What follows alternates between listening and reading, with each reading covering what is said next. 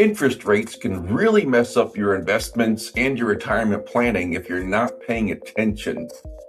Welcome back to the Retire with Peace podcast. As always, I'm your host, Dave Zaegel. Welcome to the Retire with Peace podcast, the podcast where we help you create a fulfilling and stress-free retirement. Each week, we bring you expert advice, practical tips, and inspiring stories to help you plan and live your best retirement life. Whether you're nearing retirement or already enjoying your golden years, this podcast is here to support you every step of the way. Let's embark on this journey together and discover how to retire with peace. We're going to first talk about why and how interest rates can impact your investments and your retirement planning, and then also what you can do about it to prevent it from being an issue and also to take advantage of it when something happens and interest rates change. So first off, why are interest rates so important? Why do they really matter? Why should we pay attention? And it's not that we should be watching every single little move and change in interest rates and what's the Federal Reserve going to do this month. A lot of that can just be noise. But we need to pay attention to where interest rates are relatively compared to where they've been historically and where they are trending or where they might trend. I'll use 2022 as a year of an extreme example, because for a long time, interest rates had been super low for a decade plus, really, really low interest rates across the board. What happened in 2022 was interest rates started to climb. The Federal Reserve especially started raising short-term rates and long-term rates followed. What happened was there was a couple of things. One, it messed up stock investments, and two, it messed up bond investments. And those are both very important because usually bonds are there to provide stability. However, when you have a rising interest rate environment, bonds lose value. Bond funds especially can be susceptible to changes in interest rates impacting their value, especially the longer term interest or longer term bonds. Because when you're holding a bond, let's use a simple example. Let's say you hold a bond that's paying 4%, but interest rates go up, and all of a sudden that same bond could be bought for 5%, paying out 5% interest. Therefore, the one you're holding that you bought when it was paying out 4% interest is worth less because people don't want to buy yours. They want to buy the new one that's now paying out 5%.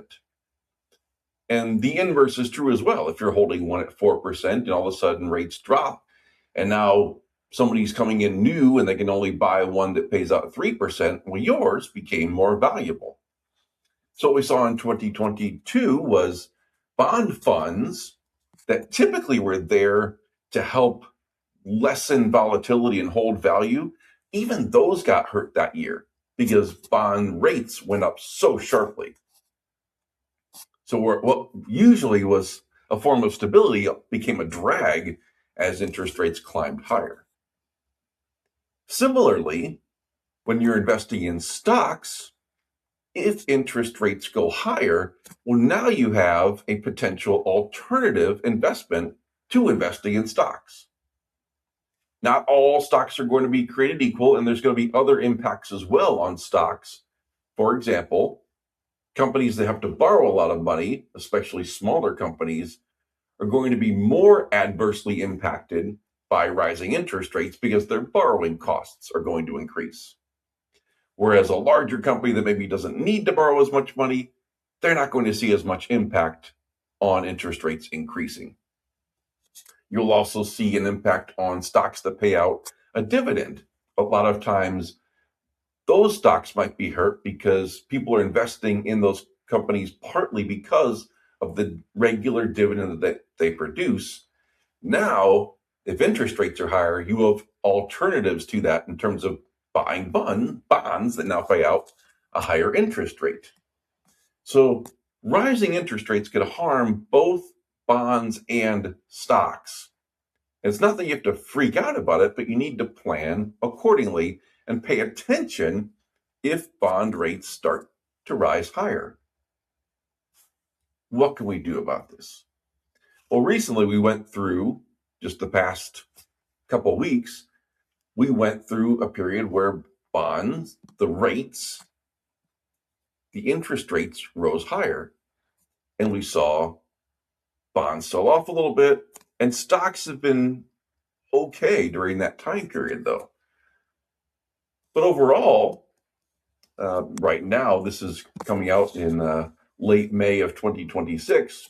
We just had a period of time in April and early to mid-May where the stock market had a big jump higher. Not everything. It was not an across-the-board jump higher. There were definitely a lot of differences in different segments of the market. But overall, we've had a nice run higher in the market, which is great. But we also had a run higher in interest rates, which is interesting because usually those two, they don't have to be different, but it's not usual that you will see a sharp rise in interest rates as well as continuing rise in oil prices, coupled with a rise in the stock market. There's a few things that we can do. First of all, we'll go back to the strategy that we talk about over and over on this podcast and that we use with our clients who are in or near their retirement years. We always want to make sure that we have at least 5 years worth of income outside the stock market in individual bonds, not bond funds that can fluctuate with changes in interest rates. We use individual bonds because we know that those bonds will mature on a certain date and give you a set dollar amount. And that set dollar amount is what's going to provide you with the income that you need, that you're living on for at least the next 5 years. That way, if the stock market does something crazy, we're not worried about it. But by using individual bonds, we don't have to worry about the fluctuation in interest rates. Yes, along the way, even our individual bonds will fluctuate in value, but we don't really care. All we care about is it's going to end, it's going to mature on this date and pay us back this dollar amount. All the bouncing around in between doesn't matter. We know what it's going to be in the end, and we know what interest rate it's paying us in the meantime.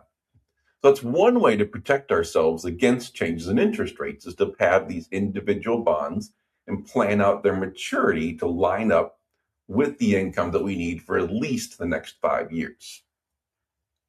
The other thing that we can do, and we've been doing this quite a bit even for our clients recently, is when you have a situation like this where the stock market has done well and we've seen rising interest rates, well, let's make an adjustment.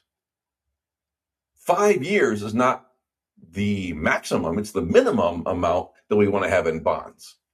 Now, if interest rates are higher and we've had a good run in the stock market, let's adjust. Let's take some, not much, but let's take some out of the stock market and shift it over into bonds. Maybe we add a 6th or 7th year of bond income while interest rates are higher, and we're able to sell the stock investments while they're higher as well. So we're taking advantage of a little bit of market timing, saying, yes, our investments are up. Let's take some of that off the table and kick it over to bonds 6-7 years out.